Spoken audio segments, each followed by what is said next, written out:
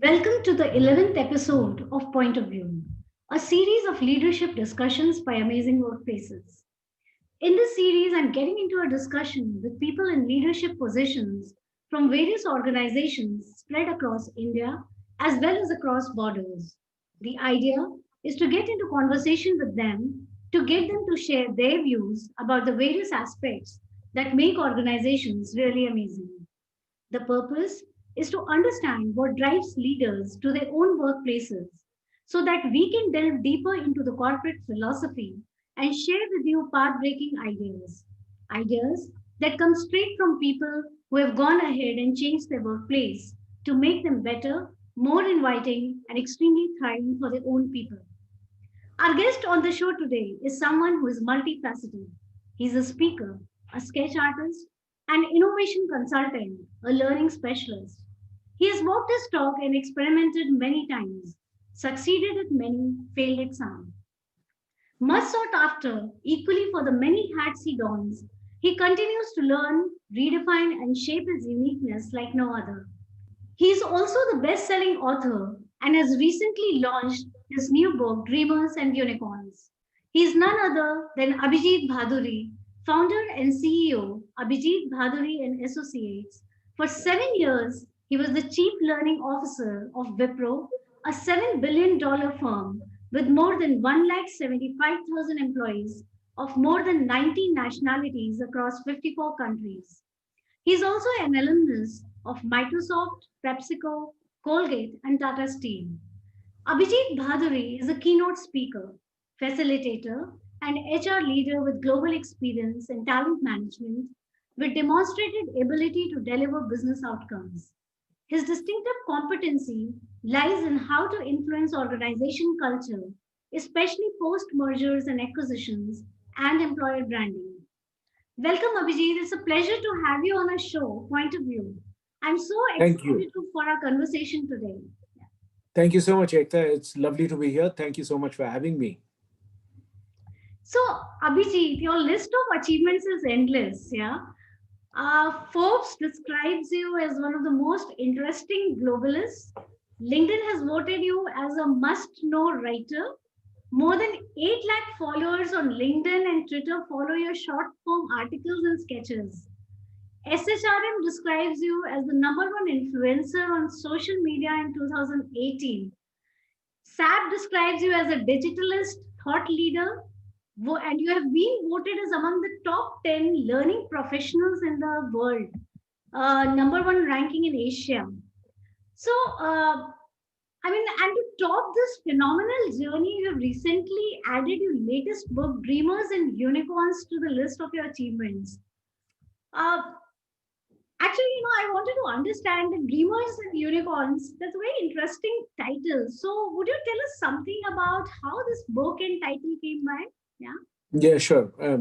Thank you so much. Ekta, when you write a book, you want to put a title that, in some senses, gives you an indication of what the book is about. So when I sort of wrote the book, it was really around the fact that leadership, talent, and culture are the new growth drivers. They've always been important. So it's not as if, we didn't worry about it earlier. But over the years, what has happened is, the value of a firm actually is disproportionately now decided by the intangible factors. And by that, I mean, besides, of course, leadership, talent, and culture, but also, patents, brands, intellectual property, the robustness of the supply chain, the trust they have with the consumers, all those things actually make up a very large part of the value of the firm. So if you look at various points of research of whether McKinsey or Colin Myers' book Prosperity, they actually talk about it as more than 80% of the firm's value comes from these factors. And so what has not changed is that, yes, it is true that you will do have people do still worry about product market fit, raising capital. That hasn't gone away. But I think if you look at why so many startups start with their dreams, but very few become unicorns. So if you look at the thousands and thousands of startups that are there, very few of them actually hit that growth phase where you're present right across the country, and you have a very assured relationship with the customer. So those kind of things are rare. Even more rare is the number of unicorns who then go on to become market shapers, which is, people like in the top 50. If you look at the top 50 companies of the world which have grown during the last 12 months, you will discover that all of them have grown because A, they are digital, two, that they are completely remote and they can be applauded for their innovation. So these are some of the things that have changed how growth happens. So Dreamer describes the early stage of an idea of any kind. It could be an organization, it could be your own career. You are at the dreamer stage of your career when you start off, and then you hit a growth curve. So at that point of time, we call it the unicorn. And then, of course, some people, not everybody goes on to become a unicorn, and not every unicorn in their career grows on to become a market shaper. Because to be a market shaper, you're constantly having to reinvent yourself, walk away from your past success, try something. So that's the whole thing that the book talks about. Okay, interesting. So, Abhijit, actually, today what we have done is we have changed the pattern a little, because whenever we Mhm. are talking to an author, we try to understand the book better and the ideas better. Sure. So today what we have done is we have taken excerpts from your book, yeah, Mhm. which are related to workplaces and leadership behavior, and we'll ask you to elaborate, on those points, basis what you have mentioned in your book. So Sure. I hope that's pretty exciting for our audience as well. Okay, Absolutely. so Absolutely. I'll start with the first point in your book. So, Abhijit, in your book, you have mentioned that as per LinkedIn data, the five most important soft skills in demand today are creativity, persuasion, collaboration, adaptability, and time management. So, can you please elaborate the statement, and how do these demand changes affect the present workforce? Sure. A great question. Actually, if you look at the LinkedIn data, it was written for the beginning of 2020. But if you look at, ironically, the shift that has happened in the workplace, we are all working from home. In that kind of a setting, all these skills become super important. Let's take one or two of them just as examples to sort of look at it. You think about time management. One of the things that when there are no defined times, most people complain of being overworked. One of the reasons is that we are managing our time not as well as we did when we went to a workplace, because a lot of things are predicted, that your work starts at a certain time, it ends at a certain time. Even if you're taking a few calls after that, you do get breaks because you're driving back and forth. While we hated the commute, it's also true that that commute actually offers us an opportunity to rejuvenate ourselves. The importance of collaboration. Think about how hard it is for people in teams to actually come up with new ideas, to collaborate and think about different ways of doing something, solving problems. Which brings me to the whole skill of creativity, that you have to, really start to be creative in the work that you are doing, because a lot of the old problems cannot be solved, with this current way of working. So it needs a lot more of creativity, thinking of new ways. For instance, people cannot go and sell to the customer by walking into their office. Does that mean that selling has become obsolete? No, not at all. It just simply means that you need to have a different way of selling. So the world of work is actually going to depend on all these skills that you talked about, creativity, collaboration, time management, the ability to influence people in a virtual world. There has been a complete reset in terms of the way that we work. So I think doing that becomes really, really significantly important in today's day and age. So those five skills remain very valuable. Thank you, Abhijit. I think this is quite relevant in today's times, and organizations do need to relook at the way they are operating. A lot of new the talents that and attributes that you have mentioned are really required in these current times. So, coming to the second point, you have expressed an interesting theory about a dynamic equilibrium existing in the relationship between work and workers and workplaces. Right. Earlier, the impact was on work and workers, but the pandemic made us question what a workplace really meant and if we needed a workplace at all. Do we really Sure. need to be co-located? Can you explain this theory in more detail? Yeah. Sure, sure. One of the things, Ekta, is that if you look at history, Yeah. when we moved from agricultural systems predominantly into the first industrial revolution, if you will, the people who were working in the farmlands, when they moved inside the factory, they actually had to take a very different kind of work than what they were used to. So, it was no longer on the farm or growing stuff. It was about manufacturing things. So, in those days, the first industrial revolution was all about manufacturing textiles by using steam as a method of working. So, the workplace became the factory. So, work changed. The worker changed because you needed a new set of skills. And then you have the workplace, which is that, you are now looking at a way in which the factory becomes the new workplace.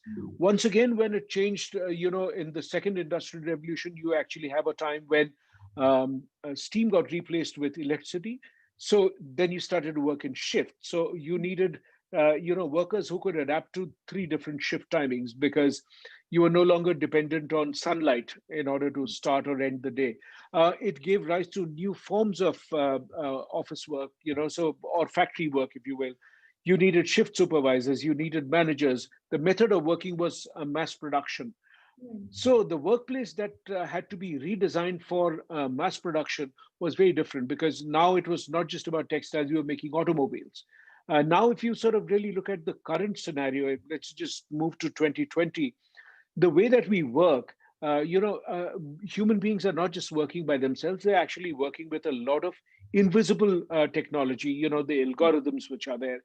We are looking at, we don't even think about using computers, mobiles, all those things, half our work is in the cloud. So the method of working has changed. The kind of skills and the way that you collaborate and work, all those five skills that we talked about, those become very important.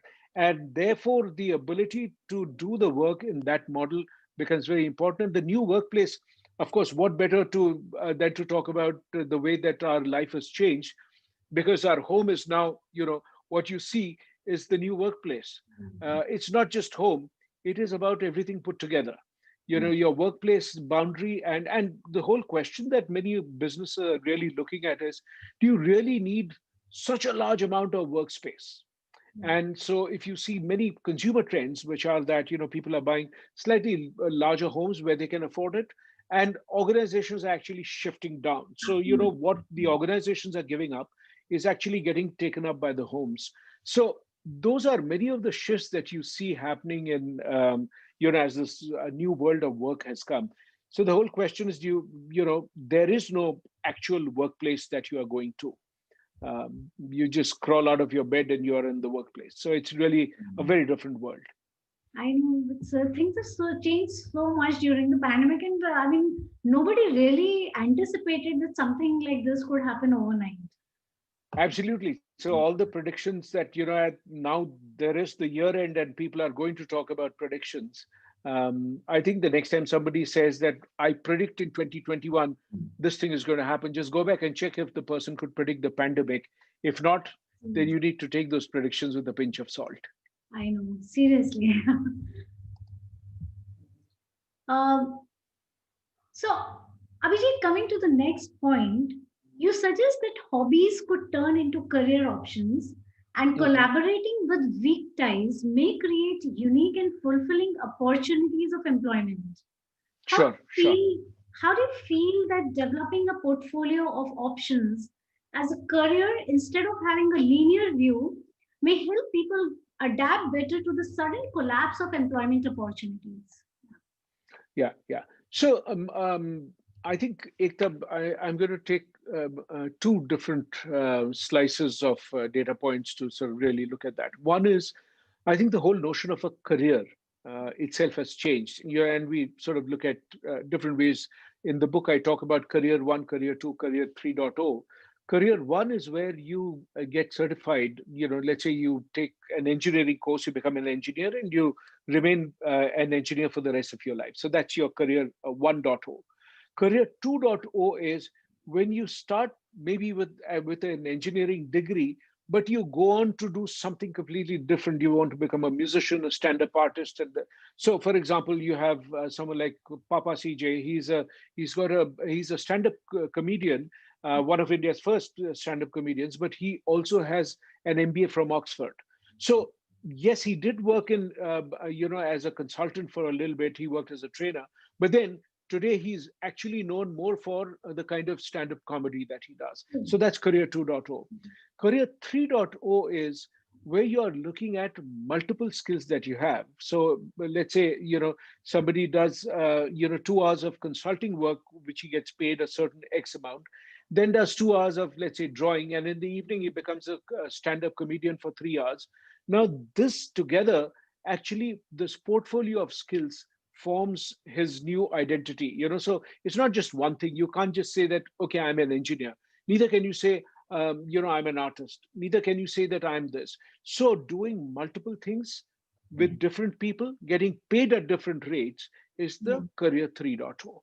So this is what actually, if you think about it, gets triggered by three data points that you have to keep in mind. One, human beings are living longer. So many of us are, if you do just a quick comparison, longevity in India has almost more than doubled. It used to be in 1947, it used to be 31 or 32 years, longevity. Today it is closer to 70. And when you look at 70 years, I can guarantee you that many of the people who are getting into the workplace today, the people who are in their 20s, are all going to live to be 90 or 100, on a routine basis, because there's better hygiene, there is better, medicines are available, people are exercising more, they eat more healthy food, all of that goes together to do that.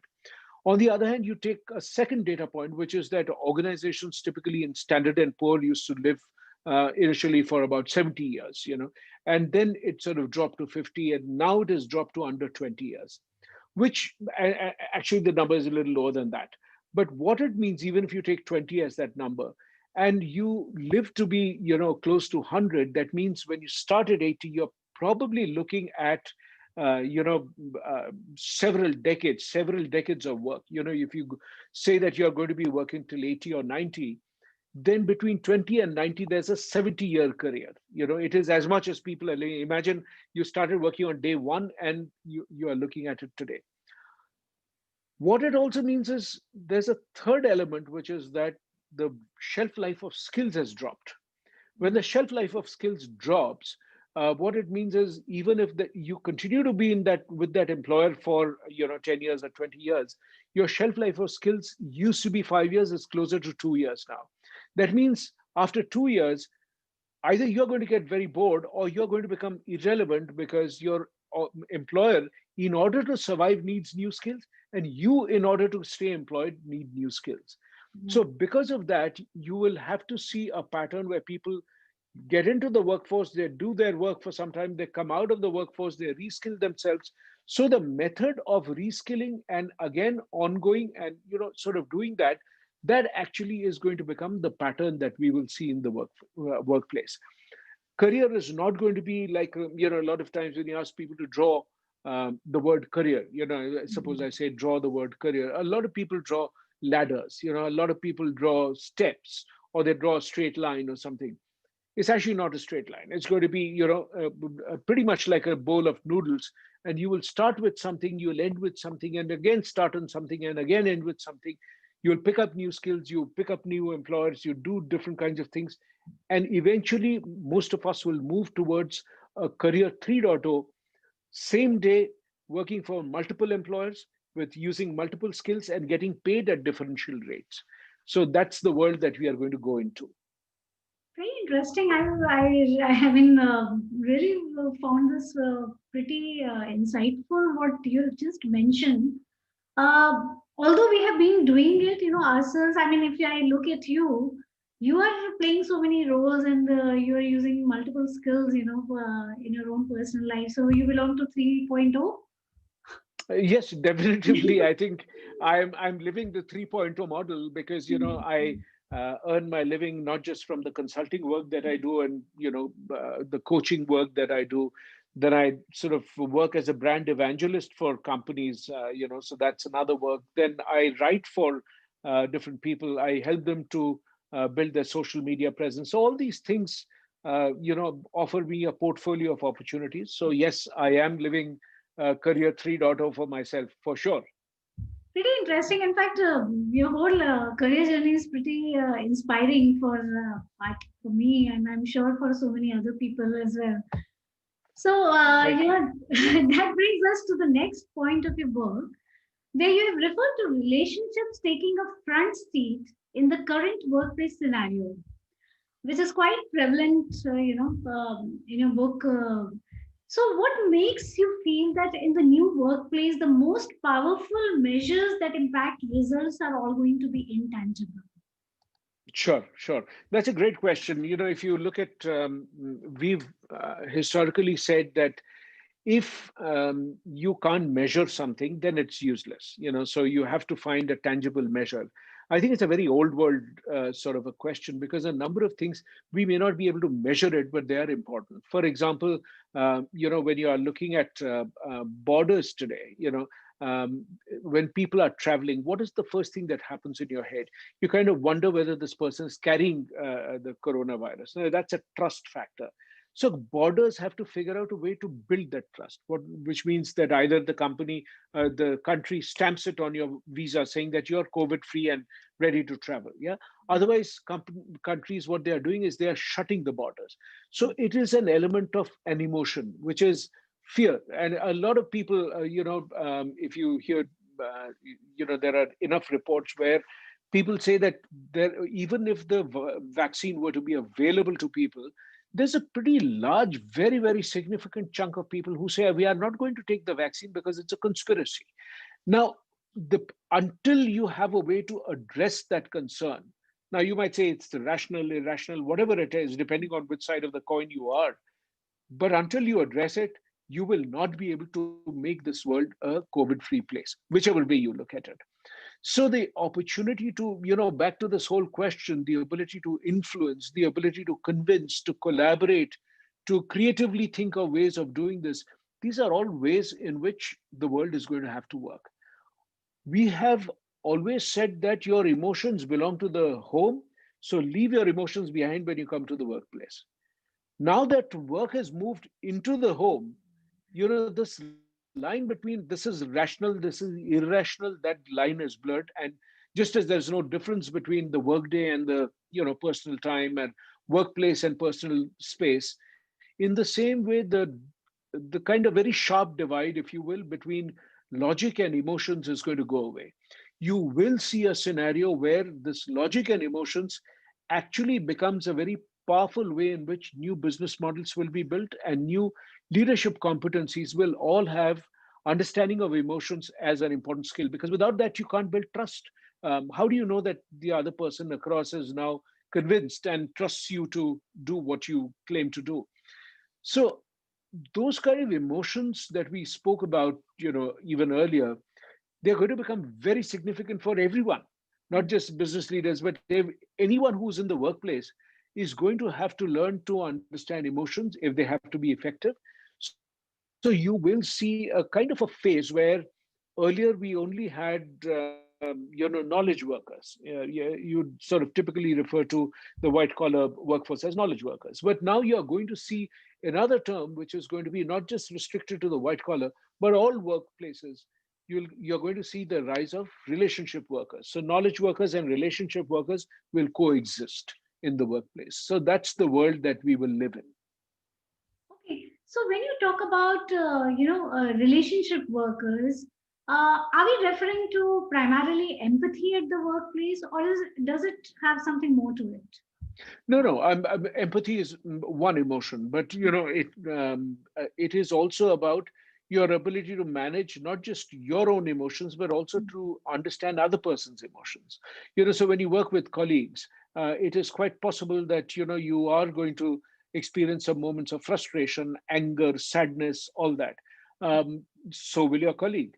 Being able to understand that is going to become such an important skill, especially because Now when you think about this world that we are living in, where everybody is reduced to a screen tile, on that tile, to be able to understand, when a person says I agree with you, being able to understand the tonality of the voice can make all the difference, because I can say, yeah, I agree with you, or I can say, yes, I agree with you, or I can say, yeah, I agree with you, I think I agree with you. I'm saying the same words, Yeah. but there's a world of a difference. And if you are listening, you know which one is actually agreement and which one isn't. So I think those kind of skills will become really sharper in focus. Okay, pretty. I mean, that's a totally new way of looking at it, because we have been talking about empathy to a great extent in the workplace. Now, this brings a new angle to the entire thing. And you initially mentioned it's a great question. I think you put up a very valid and interesting point in your book itself.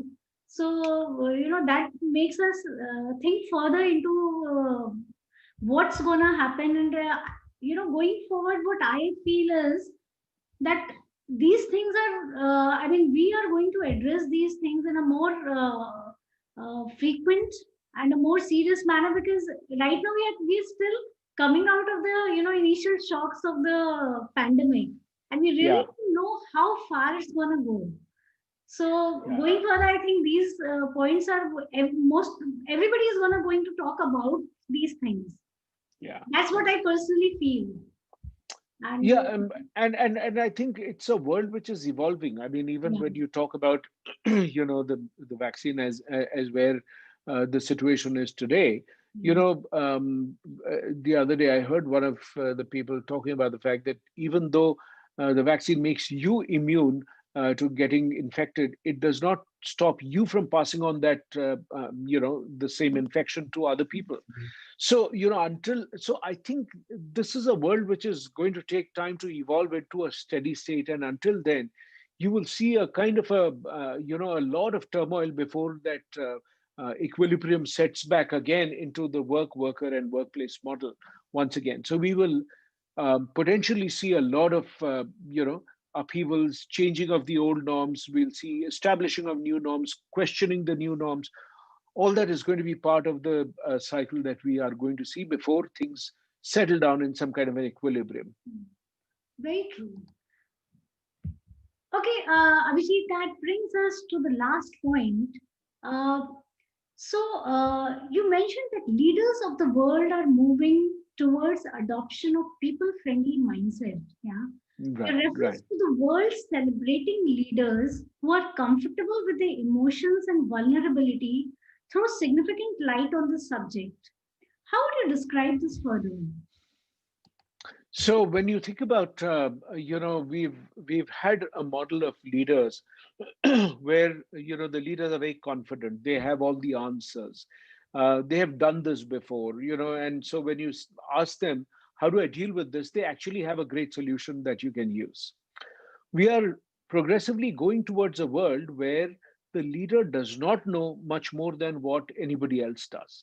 So you are living in a scenario where the leader is just as ignorant about what tomorrow is going to hold. So if you really ask people, how do you think you are going to deal with this scenario, many of them don't quite have a definitive answer, because it's a new scenario. So when think go back and jog your memory and ask yourself, when the lockdown was first announced, what was your intention of the time frame? How much time did you think?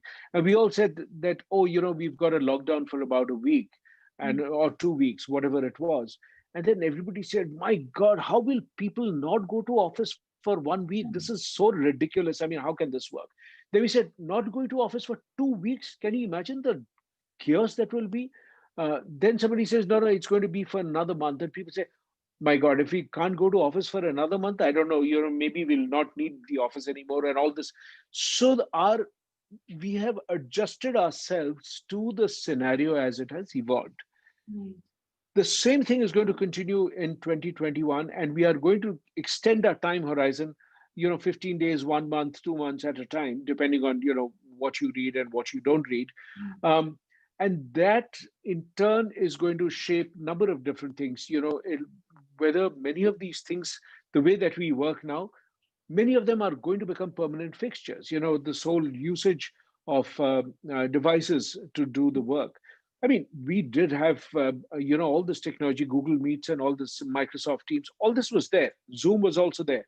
It's just that we never used it. And if anybody ever said, I'm going to work from home for tomorrow, everybody used to look around and wink and say, Acha, so tomorrow is a holiday for you. That's great. That's a clever way of doing it.